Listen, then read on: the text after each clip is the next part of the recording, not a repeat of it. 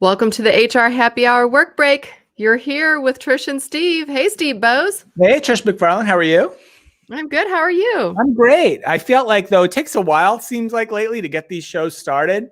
And I'm very cognizant of like the still frame that gets captured in these videos. I don't want to look like an idiot. So I felt like I was posing for like a portrait in 1875, where all those portraits were like, you were like this. Because you had to freeze motionless for like an hour and a half. It makes it look like I have a double chin. You had to sit there motionless without expression for like 3 hours in order to take one photo in 1882, and it cost like $800,000 in equivalent. Right? Money. I know. Hey, listen, how are you? You good? I'm great. I'm kind of winding the day down. It's a little early, but we had a busy day. We just recorded a really excellent podcast for the HR Happy Hour show. Maybe we can prop that up a little bit. With our friend Lars Schmidt, who wrote Redefining HR. And I'll tell you what, we don't just promote any book. There are lots and lots of HR and business a lot books of pitches out there. Books, we get pitches. Here's the difference. Here's the first difference. I bought it. I paid my money for this book. That's how much I wanted to read it. Okay. Not that he probably wouldn't have given us one if we had said, hey, can we read the book? He probably would have. But I think that if you really want to read something and there's true value to it, you need to put some money down, right? Some skin in the game. And I won't even go through it. But if you could see my copy, it's like all dog-eared and things starred and written on. And, it's really good. And I say that because I'm reading it like with that practitioner hat on, right? Could I actually take some of the case studies and the customer or organization spotlights and do something with what they say? And the answer is 1,000,000% yes. So yeah, it's actually a great book. Yeah, really true. It was a great conversation. The podcast will be out next week. I'm excited. I have not read the book yet, Trish. Sadly, I mostly read Eastern European history. I'm not totally relevant to what I'm doing. That's okay. Day job, but just to unwind a little bit at night.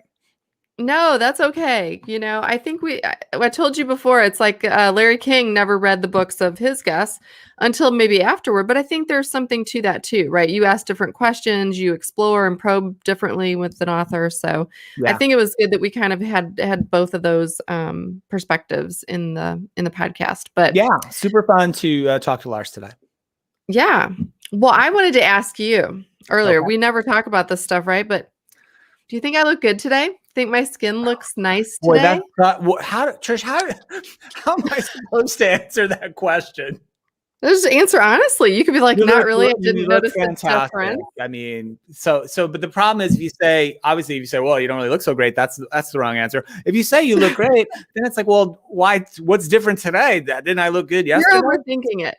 Overthinking it. First of all, I will say this, probably the most odd question that I get consistently since we started doing these last April is because we're on every day. Look, it is what it is. It's not like we're getting fixed up for these, I didn't do my hair today. I've done these with wet hair. I've done these with like oils in my hair. Right. So it is what it is. But I get a lot of people saying like, oh my gosh, your skin is so great. What do you use? Right. And I'm always like, oh, I use Pond's. Use Pond's from the drugstore. I have since I was 14. Do they really have a Pond's Institute? I've seen that on commercials. Do you think they do? Like a lab where they're studying all this stuff? I'll tell you what, I want to go because I'm not even kidding. I'm 50. I've got wrinkles, but I will say this, Pond's works. You can try the expensive stuff, but anyway, I know before we've talked about like more people are, just because it's harder to get lots of products that you normally use, but they say that makeup sales have gone up in drugstores like Walgreens and CVS and whatnot. I have heard that. And so people are trying different things. So I was in the drugstore yesterday. I was in Walgreens and I got some L'Oreal Infallible Fresh Wear. Now, this is powder foundation, which I know you're like, so what, right? But you could probably use some too. For powder foundation. You get a little blemish or something you don't want. We're all on Zoom all the time. I'm not even kidding. I wish this was a paid advertisement. It's that good. But no, I paid my real money for my L'Oreal. But the funny thing was, so I get home and it's really simple. It's got a little tiny sponge applicator. And I'm going to show people here because I don't get as many views on TikTok, but you just put it on, right? It's all good. Yeah. All Anyway, perfect. I'm sure that TikTok channel is going to explode. It's going to blow up. But right now, Twitter and these lives of where is that? So, but the reason I brought it up is because I get home and of course, like right at bedtime is kind of when I look at TikTok and they're like all these women out there like, oh my gosh, this is the most amazing thing in the whole world. So I didn't even know. I bought it and used it before I even knew it was cool. So you're feeling good about that. All right. So I know we've got a lot of people. I think I need a lot more. I think I need a lot more than the vanishing powder or whatever that's called. I'm actually shopping around for something that's more along the lines of like a Brad Pitt lookalike mask that I could just put over my entire head. Can I tell you about a mask thing? And you'd have to look up where it is, but people are going, this is another TikTok thing. People are taking, this is so bad. They'll take a photo of themselves, right? With their mask pulled down. Okay. Can you picture that? If you had it on, but pulled it down. Underneath your chin kind of deal? Okay. Under your chin. And then take a photo. And then they go to like one of those places that makes like t-shirts, like, what are the places we've used before? Cafe Press or Teespring or this right, all those. Well, those places are now making masks. And so you can upload whatever you want on your mask, right? Oh, people are uploading the picture of the mask down onto a mask. So then they're testing it. They're going into places like with their mask fully on, but it looks like it's down. Those jokesters. You should hear. It gets bad. People are so rude. They're like, you need to put your mask on. And then the guy's like asking for it a little bit, right? I mean, come on. Just don't be a wise guy, right? Those poor retail workers and frontline workers, they're going through enough crap.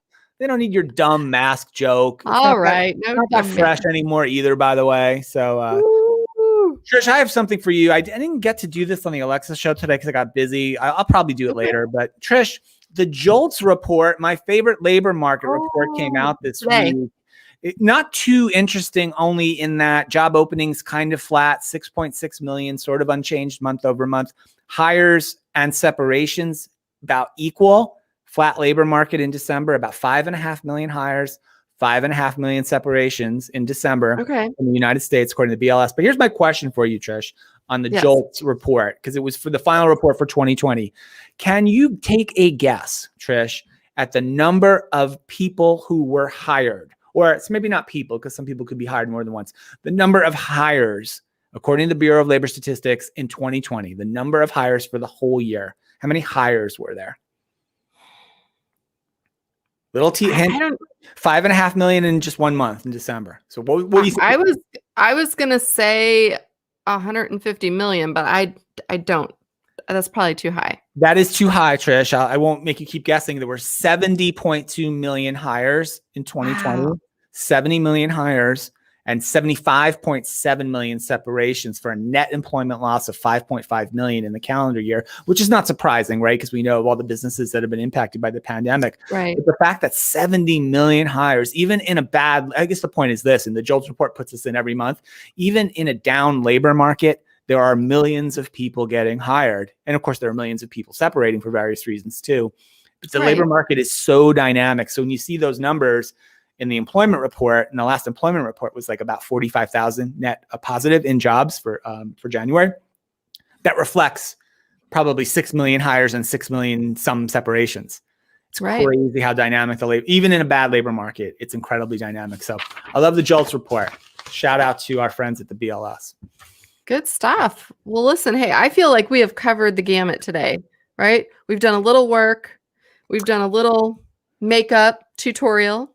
We've done a little mask fun, and then the JOLTS report. I didn't even know. Shout out our friend Lars and the podcast we did with him. And one more shout out real quick. I sat in today. You were tied up in another meeting, but I sat in on the SAP Analyst Day today, which was really interesting and good. A good update from our friends at SAP, our old friends Amy Wilson and Meg Bear on there, which were great, and a few other folks as well. But love seeing those guys. I'll be listening to the replay. I love them and what they're doing. And thanks for including us in that. So good job by them today. Absolutely. And I love too that we can like listen to those things. So yeah, stay tuned for, I'm sure we'll have them on a future podcast talking about all the great things that they have brewing over there. We got to get Meg on the show. I haven't talked to Meg in forever. Yeah, no. And I think too, Meg and Amy both have so much experience that it's very exciting. I feel like every time I hear what they're up to, I'm just even more surprised. It's like, oh my gosh, how did you think of that? So they're true innovative ladies. They really are. So can't wait to hear that. I will listen to it on the replay. And I'm glad you got to sit in live though. That's fun. Good stuff. Good stuff. All right. Well, listen, keep it old school. Hey, is that from the old school shirt? It is. When they send the shirts, they give you a little keep it old school sticker, which I like. And they also package that up with a little to unveil mine old school trading card. I've got a little Alan Trammell from the Tigers. I think I get to unveil mine tomorrow. So I did check into mine. We had ordered the same day. Mine got lost somewhere in transit, never arrived. They resent it, and I received word that it was delivered today, actually, but I've been in meetings and it's really snowy outside, so I'll have to make a trek out. I look forward to the unveiling tomorrow. I'll wear an old school shirt tomorrow myself. Thanks everyone for watching, listening, for all your comments. Send us your suggestions as always, and subscribe to the podcast, right? Yeah. HR Happy Hour. You can find it on iTunes or wherever you get your podcasts.